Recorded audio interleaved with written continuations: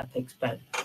The cancellation of the meeting between the president and the 36 governors was informed by the court case instituted against the federal government and the CBN by Kaduna, Kogi, and Zamfara state governors.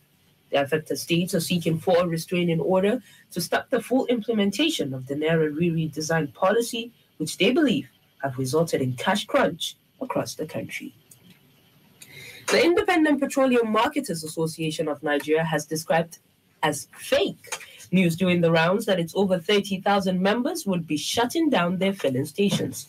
The National Controller Operations, IPMAN, Mike Osatui, who spoke with reporters today, said the memo to members which emanated from the chairman, IPMAN Borno chapter, Muhammad Kulua, earlier today asking all its members in the state to suspend services was a wrong move.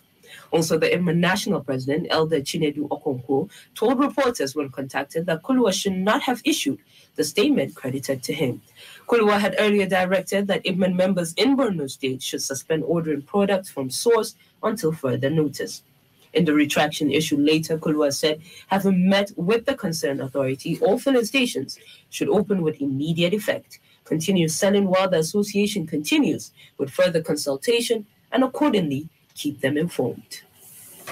Meanwhile, despite claims by the Nigerian National Petroleum Company Limited, NNPCL, of supplying over 450 million liters of petrol as of January 28 to February 3rd, 2023, the scarcity of the product has continued to persist, especially in Kano. A check showed that Kano receives a meager supply of only 26 trucks of fuel rather than the 500 trucks daily that serve the ancient city. The Secretary of the State Independent Petroleum Marketers Association of Nigeria, IPMAN, Bashir Salisu Tahir, confirmed that the state only receives 26 trucks instead of the 500 that Kano City alone consumes.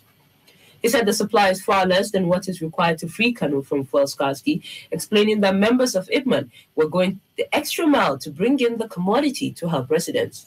On the enforcement of fuel supply, Downstream Mainstream Regulatory Agency Zonal Office, Aliu Sama, said the body was doing its best to ensure that any fuel station that appears on the NNPC manifest receives the product and dispenses same. Sama said they were always out to ensure that filling stations does not hoard the commodity and that anyone found wanting would be punished according to the law. On sports, Premier League giants Manchester United are planning to launch a 107 million euros bid for Napoli and Nigeria forward Victor Osimhen. Mohammed Sani has details of this and other sports updates.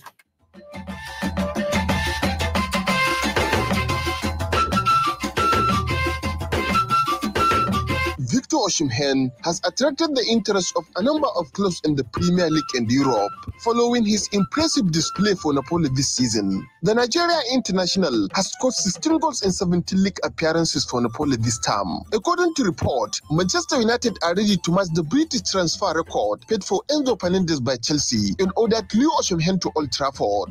However, United could face competition from Todd Bowley's high-spending Chelsea, who are also expected to enter the race for Osimhen's signature in the summer. In another update, Manchester City staff expect Pep Guardiola to have already left the club before any possible sanction for financial rule breaches hit. Yesterday, the Etihad club were charged with over 100 breaches of financial rules by the Premier League.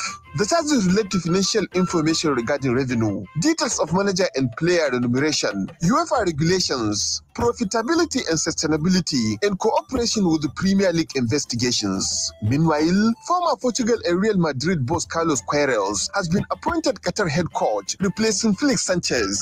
Queiroz' contract lasts until the 2026 World Cup in the United States, Canada, and Mexico. Queiroz, age 69, led Iran at the 2022 FIFA World Cup in Qatar and has also managed South Africa, Colombia, and Egypt. Similarly, Real Madrid Castilla coach Raul Gonzalez has rejected an offer to manage Premier League club Leeds United. Former manager Jose Marsh was yesterday sacked from his position in the club following the club's struggle on the pitch. Gonzalez disclosed to continue his coaching development with the Madrid Team B, despite an offer from Leeds United. And on tennis, Spaniard Bernabé Zapata Morales won the longest match in the tournament history when he defeated countryman Roberto Caballos by a 6-7, 6-3, 7-5 to reach the second round of the Cordoba Open. Muhammad Sani Uba, Freedom Radio. The The Global News is coming to you from Freedom Radio 99.5 FM. You can send your comments, opinions, and watch us live in Freedom Radio Nigeria on Facebook.com. You can get the link to the page on our website, freedomradioNigeria.com, or call us through this number, 0824444163.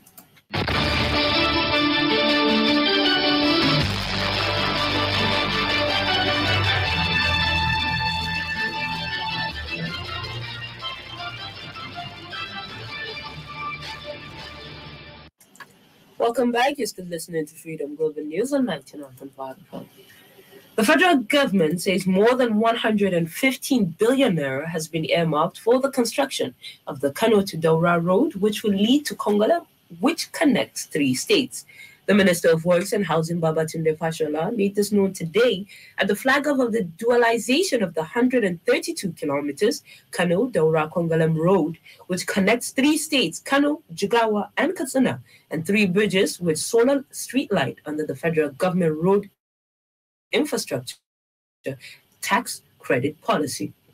The minister added that the project will be carried out. The road is too small.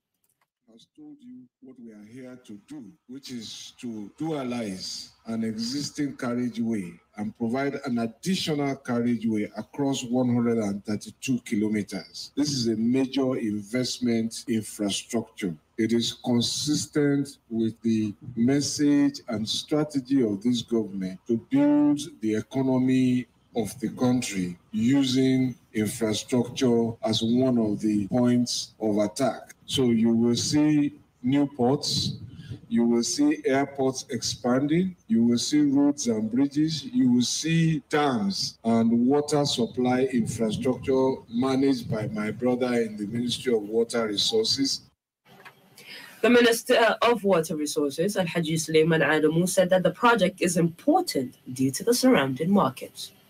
Actually promoted the need to dualize this road, not only because it was necessary because of the major markets of Dambata, Meadwa, and Kazora itself, with all the attendant accidents that we get every time on the road, but because this road has, for many years, has been designated as a segment of the Trans-Saharan Highway. And several, I wouldn't say intervention, but several movements have been made by various administrations, always surveying and designing. We've seen a lot of surveyors over the years, but nothing much happened. But unfortunately, we were blessed with a road that was constructed in the 70s very nicely, so we didn't have much challenge. In a remark, the CEO of Buwa Abdul Samad Isiaka Rabiu, who was represented by Alhaji Kabiru Rabiu, expressed their delight in managing the project. I would like to also start by thanking God the Almighty for making us see this very, very important day. I pray that Allah the Almighty gives us the longevity and good health to see its completion soon. I will also use this opportunity to thank Mr. President Muhammadu Buhari, GCEFR, for his vision and leadership for making sure that this project is awarded under the Presidential Executive Order 007, which is the Road Infrastructure Development and Refurbishment Investment Tax Credit Scheme, ORID-RITC. I remember when this process started, we had a lot of back and forth, both with the technical aspect of it as well as the commercial. And today, alhamdulillah, with the blessing of Allah, Correspondent Umar Abdullahi Shega reports that the flag-off was attended by ministers and traditional leaders. On business, Abdurrahman Ado Baba has updates.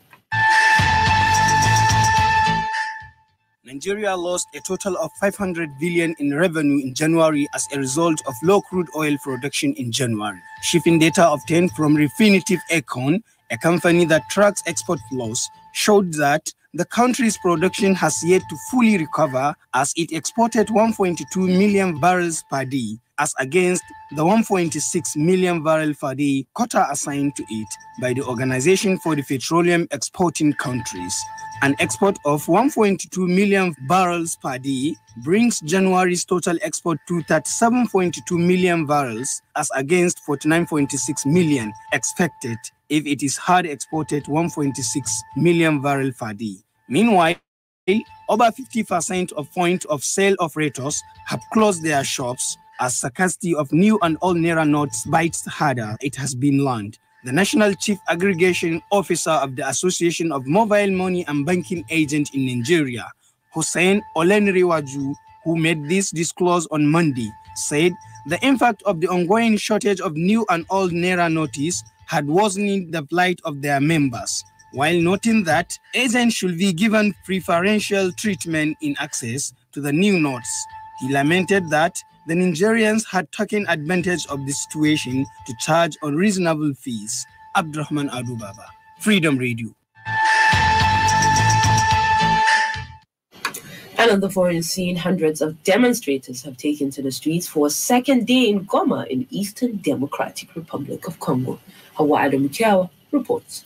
At least 2 people died on Monday following violent clashes between protesters and Congolese security forces. The demonstrators accused the United Nations and the East African Regional Force of failing to support the Congolese military operations against the M23 rebel group. Fighting has intensified in the region in recent days, with the group taking key towns in eastern DR Congo. Protesters have taken to the streets in several neighborhoods of Goma in North Kivu province, bringing the city to a standstill. On Monday, security forces fired tear gas to disperse crowds who pelted stones and threw petrol bombs at the United Nations headquarters in Goma. Reports say that a church in one of the neighborhoods was demolished during the clashes. The rebels have captured large swaths of territory in the volatile province in recent days and have threatened to march on to Goma, the region's commercial hub. The recent fighting has killed hundreds of people and displaced thousands more.